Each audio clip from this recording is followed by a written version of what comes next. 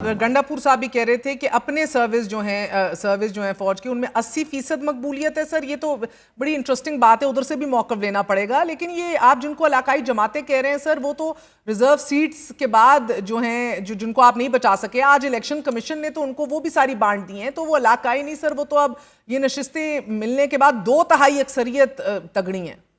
دیکھیں ہم کیا کریں, اگر آپ نے 26ویں آئینی ترمیم لوگوں کو مار پیٹ کر اغوا کر کے کر لی, اس کے بعد آپ کچھ بھی کر سکتے ہیں. اب آپ کے ہاتھ میں, آپ نے جو فیصلے لینے تھے وہ آپ نے لے لیے. ہم کیا کرتے, ہم تلواریں لے کر جاتے. ہم نے قانون کی بات تو کی, پوری قوم نے سنا کہ کیا معاملہ تھا. جو 8 جج صاحبان کا فیصلہ تھا, پاکستان کی تاریخ میں وہ سنہرے الفاظ میں لکھا جائے گا. اس فیصلے کی کوئی وقت نہیں ہوگی, کسی حاشیے میں بھی یہ نہیں آئے گا. مولوی تمیز الدین بھی اپنا مقدمہ ہار گیا تھا, لیکن آج دن تک ہم مولوی تمیز الدین کا نام لیتے ہیں اور ہمارے سر جھک جاتے ہیں. جسٹس منیر جس نے اس کے خلاف فیصلہ لکھا, وہ آج ایک استہزاء کا اور نفرت کا ایک علمبردار ہے, ایک استعارہ ہے. تو یہی ہوتا ہے اس ملک کے ساتھ, ہوتا چلا آیا ہے. لیکن ایک دن ہم سمجھتے ہیں کہ عوام کی فتح ہوگی, سچ کی فتح ہوگی. اب تک 8 دہائیوں سے جھوٹ کی فتح ہوتی آئی ہے اس ملک میں.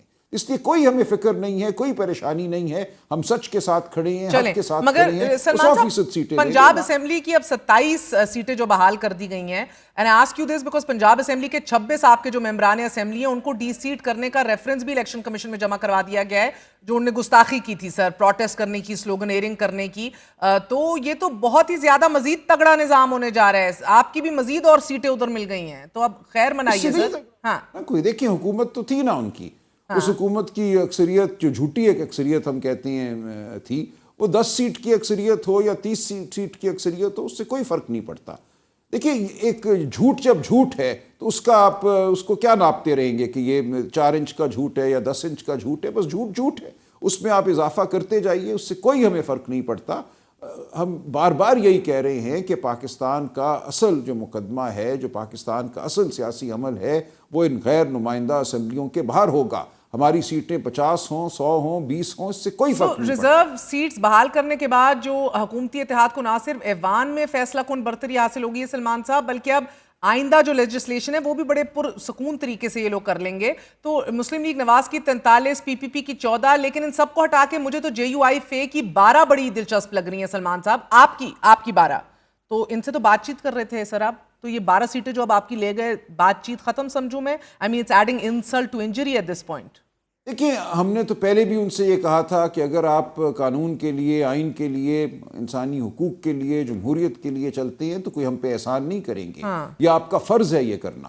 پاکستان کے عوام آپ کی جانب دیکھ رہے ہیں, جو چلے گا وہ چلے گا, جو نہیں چلے گا نہیں چلے گا. ہمیں کوئی اس سے فرق نہیں پڑتا. ہم بذات خود پاکستان کے عوام کے نمائندے ہیں, ہم اپنی بات کرتے رہیں گے. یہ ان لوگوں پر ہے کہ اپنی وہ لیگیسی کو بچائیں, اپنی جو ان کی وراثت ہے, سیاسی وراثت, اس کے بارے میں سوچیں اور سوچیں کہ وہ کہاں کھڑے ہیں.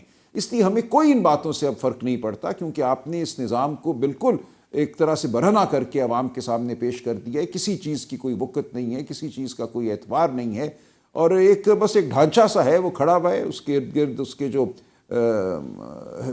رہین ہیں وہ ناچ رہے ہیں. اور کیا ہے اب اس ملک میں اس وقت اصل جو سچائی ہے, اصل جو حقیقت ہے, وہ اسمبلیوں سے باہر ہے. اچھا مجھے پھر یہ بتائیے sir, just to put it on the record, آپ لوگ آج بھی بات کرنے کو تیار ہیں, مگر اس میز پہ جس پہ آپ بیٹھنے کو تیار ہیں, بیٹھنا کس کے ساتھ چاہتے ہیں؟ اس کے ساتھ بیٹھنا چاہیں گے جو فیصلہ ساز ہے. جب ہم جنوری میں بیٹھے تھے P M L N, Peoples Party, M Q M کے ساتھ, ہم نے کہا عمران خان سے ہماری ایک ملاقات کرا دو اڈیالہ میں. انہوں نے کہا اچھا ہم پوچھ کے بتاتے ہیں, 1 ہفتہ ہمیں دیں. پھر کہا نہیں, اجازت نہیں ملی. اڈیالہ پنجاب میں ہے, جہاں آپ فرما رہی ہیں کہ ایک بہت طاقتور حکومت قائم ہے. وہ اپنی حکومت کے تحت زیر انتظام ایک جو جیل ہے اس میں ملاقات کرانے کی استطاعت بھی نہیں رکھتے.